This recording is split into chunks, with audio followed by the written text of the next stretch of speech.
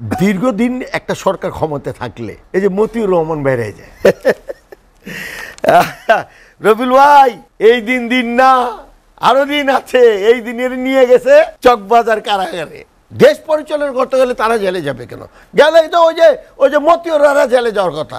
রাজনীতির নেতা কর্মীরা তারা দুর্নীতি করতে দুঃশাসকরা এড়াতে যাওয়ার কথা। নেত্রী যাবে কেন? ম্যাডাম যাবে কেন? হুসেন মোহাম্মদ এরশাদ পল্লীবন্ধু এরশাদ যাবে কেন? আমরা মানে স্বৈরাচার না, রাজাকারে ঘুরে বেড়াইবো আর আমরা একটু স্বৈরাচারি করলাম, একটু নতুন বাংলাদেশ করলাম, এই দেশে উপজেলা করলাম, হ্যাঁ রাষ্ট্রধর্ম ইসলাম মসজিদ মাদ্রাসা বিদ্যুৎ বিল মওকুফ করলাম, আমরা এলাম স্বৈরাচার। আলমগীর শিকদার লোটন, আপনার কাছে প্রশ্ন দুটি। একটি যেটি আমাদের রবিউল ভাই যেটি বললেন যে রাজনৈতিক প্রতিহিংসা বা খালেদা জিয়ার চিকিৎসার ক্ষেত্রে সরকারের যে মনোভাব তিনি যেটি তুলে ধরলেন, সেটি আপনার কি মনে হয় যে আসলে সেরকম কোনো সত্যতা আছে? আর একটি বিষয় যেটি মাহমুদ সালাউদ্দিন চৌধুরী বললেন যে আওয়ামী লীগ একটি অনুভূতির নাম, দল হিসেবে আওয়ামী লীগ কতটা শক্তিশালী, সরকার হিসেবে আওয়ামী লীগ কতটা শক্তিশালী? ধন্যবাদ।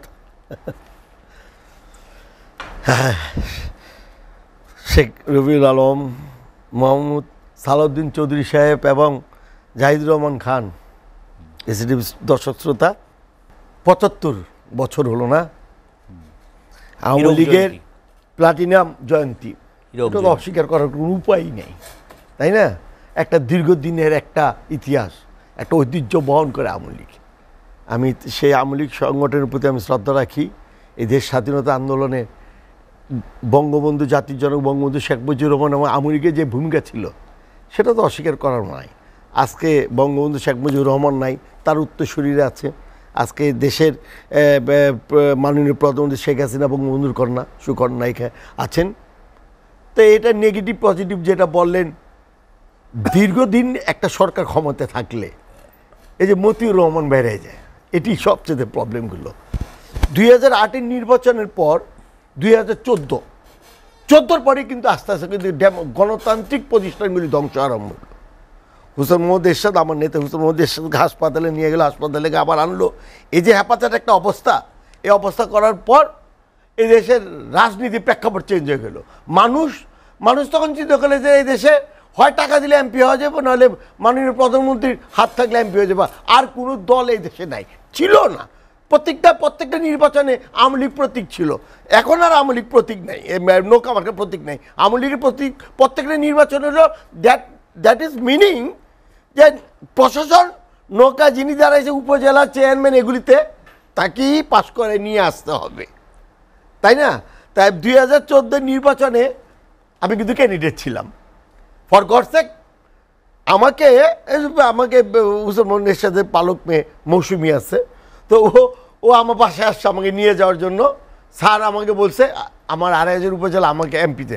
আমি কই কি মানুষ বলে স্বৈরাচার আর দালাল হইতে ভালো লাগে না, রাস্তাঘাটে তো আমরা চলি, আমি এই নির্বাচনে যাব না। আমি ওই নির্বাচনে যাইনি। এখনও তারা আমার ঘরের গেট ভেঙে ফেলছিল, আমি যাইনি। কারণ আমার ভিতরে একটা জিনিস ছিল যে স্বাধীনতা যুদ্ধে তো অংশগ্রহণ করতে পারিনি, ক্লাস 2-এর ছাত্র। 90-এর আন্দোলনের টোটাল আমি একটা অপোজিট। আমার এন্ট্রিতে বাংলাদেশের সব ছাত্র সংগঠনগুলো, হ্যাঁ আমি আর আমার ভাই জোটন, আমরা 2-3 জন জগন্নাথ ইউনিভার্সিটির, তখন আমরা কয়েকজনই সংগ্রামী ছাত্র ঐক্য পরিষদের বিরুদ্ধে আমরা স্ট্যান্ড নিয়েছিলাম হুসেন মোহাম্মদ এরশাদের পক্ষে। তো ওই দিকটা চিন্তা করার পর খুব খারাপ লাগতো যে আমরা জাতির জন্য কিছু করতে পারবো না। 2014 নির্বাচন যখন আসলো, আমাকে যখন দিল, আমি বলছি না আমি এই নির্বাচন অংশগ্রহণ করবো না। 3 মাস পর নির্বাচন থাকবো না, এটার আমার লাভ কি? 2014 গেল, 2018-তে আসলো। 18-তে আসলো, আর আমি যাইতে আমার ডিসি সাহেব ইচ্ছা করলে পারতো আমাকে ওই 5টার পর একটু দেওয়াতে। ডিসি সাহেব পারতো রাত 10টার সময়, কিন্তু অনেক একটা অ্যাকসেপ্ট করছে, কিন্তু আমারটা আর করে নেই। আমি ওইটা অ্যালাউ হইতে পারি নাই। হ্যাঁ, এবং 2018-এর নির্বাচনে ওইটা আপনারা জানেন যে রাশেদ খান মেনন নিজেই বলছে, হ্যাঁ, যে রাত্রেবেলায় ভোট হয়ে গেছে। তা এখানে আমরা বলবো না, রাশেদ খান মেনন বলছে।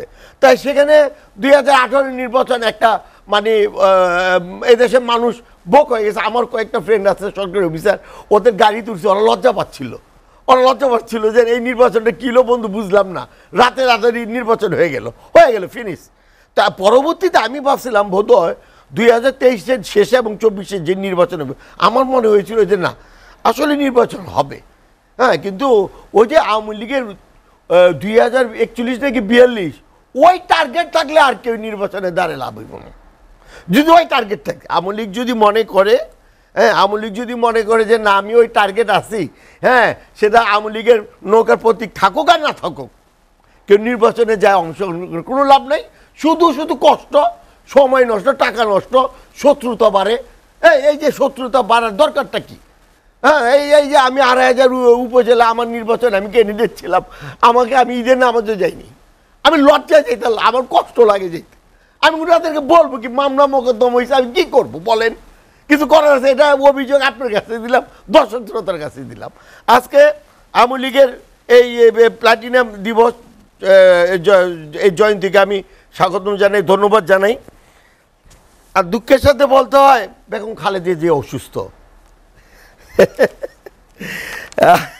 রবিউল ভাই, এই দিন না, আরো দিন আছে। এই দিনের নিয়ে গেছে চকবাজার কারাগারে। আমার নেতা হুসেন মোহাম্মদ এরশাদ যখন 91-96 নির্বাচনে যখন উনি পাশ করলো 5টা আসনে, জেলেই থাকলো 91 থেকে 96 পর্যন্ত। আপনারা তো একবারও জামিন দিলেন না। আপনারা তো এখন তো ভালো আছেন। বেগম খালেদা জি আরো ভালো থাকে, পেশন হয়েছে, আল্লাহর কাছে দোয়া করি বেগম খালেদা দীর্ঘজীবী হোক, দীর্ঘ জীবন পাক, এবং দোয়া করি উনি যে ভালো থাকে। কিন্তু উনার যে দল বিএনপি আমাদের জাতীয় পার্টির সাথে কি করেছে? আমার নেতা হুসেন মোহাম্মদ এরশাদ জেলে ছিল 91 থেকে 96 পর্যন্ত। আমি জানি যে একটা আমি ছাত্র সমাজের প্রেসিডেন্ট ছিলাম, আমি 4 মাস জেলে ছিলাম। আরে জেলে যে কি কষ্ট, ও চিঠি চাবাই খায় ভালোই তৈত। হুসেন মোহাম্মদ এরশাদ যদি চিঠি দিত আমাদেরকে, ওই চিঠি আমরা চিবিয়ে পানি দিয়ে খেয়ে ফেলতাম। কারণ ওই চিঠি পেলে তো এমনি তাহলে আবার আরেকটা ঝামেলা পড়বো। তা এই সকল ঘটনা তো আর ভুলে না। দেখেন কি পাপের প্রায়শ্চিত্ত সব কিছুর দিক দিয়ে। দেখেন এই পৃথিবীতে নাকি স্বর্গে, এই পৃথিবীতে নাকি দোজক। আজকে উনারা আজকে প্রবলেমে পড়েছে। আজকে উনারা সেই চকবাজারে জেলে ছিল বেগম খালেদা। আমি এটাকে বেগম খালেদা জিয়া বা শেখ হাসিনা তারা জেলে থেকে এটার প্রতি আমার অনীহা সবসময় ছিল। কারণ দেশ পরিচালনা করতে গেলে তারা জেলে যাবে কেন? গেলে তো ওই যে মতিউররা জেলে যাওয়ার কথা। রাজনীতির নেতা কর্মীরা যারা দুর্নীতি করছে, দুঃশাসকরা এড়াতে যাওয়ার কথা। নেত্রী যাবে কেন? ম্যাডাম যাবে কেন? হুসেন মোহাম্মদ এরশাদ, পল্লীবন্ধু এরশাদ যাবে কেন? তো গেছে। আমরা কষ্ট পেয়েছি। বিলো রবিং 30 নাকি কত জানি বলে, এটা হয়ে গেল। পিজি হাসপাতালের গেটে দাঁড়িয়েছিলাম। হ্যাঁ, পলাতক অবস্থা। আমরা 20-25 ইকবাল হোসেন রাজু ছিল, আমরা ছিলাম, গোলাম মোহাম্মদ ছিল, মোস্তাক ভাই ছিল, আমরা সবাই দাঁড়িয়েছিলাম। এরশাদ আসবে না, আপনারা দেন নাই। আপনারা চকবাজারের জেলখানায় আপনারা সে মেডিকেলে এরশাদকে রাখছেন। আপনি আজকে বলতেছেন রবিউল ভাই যে উনি কেন জামিন পাবে না? ইয়েস, ওনার জামিন পাওয়া দরকার। তারপরে তো মানবতার উনি বাসায় আছে। হুসেন মোহাম্মদ এরশাদকে জামিন দিয়েছিলেন, একটা পিস্তল, একটা গুলি। পিস্তলটাকে সাদ্দাম দিয়েছিল, এটা সরকারি কোষাগারে জমা দেয়নি। আরে বাবা, সাদ্দাম দিয়েছিল, এটা আমি আমার বাসায় নিয়ে সাজাইছি। হয়তো হইতে পারে আমার, that is my wrong, but that not meaning আপনারা আমাকে জামিন দিলেন না। আপনার বিশেষ ক্ষমতায় নেই, সাদ এরশাদ, বেগম রওশন এরশাদ সব জেলে ঢুকাই দিলেন। আমরা নেতাকর্মীরা সব পালিয়ে গেলাম, আমাদের মন্ত্রীরা জেলে গেল, সংসদ সদস্যরা পালিয়ে গেল। তারপরও আমরা 35টা আসন পাই। আমরা মানে স্বৈরাচার না, রাজাকাররা ঘুরে বেড়াইবো। আর আমরা একটু স্বৈরাচারি করলাম, একটু নতুন বাংলাদেশ করলাম, এই দেশে উপজেলা করলাম। হ্যাঁ, রাষ্ট্রধর্ম ইসলামগঞ্জ মসজিদ মাদ্রাসা বিদ্যুৎ বিল মওকুফ করলাম। আমরা এলাম স্বৈরাচার। আমরা একটা বিরতি নিতে চাই।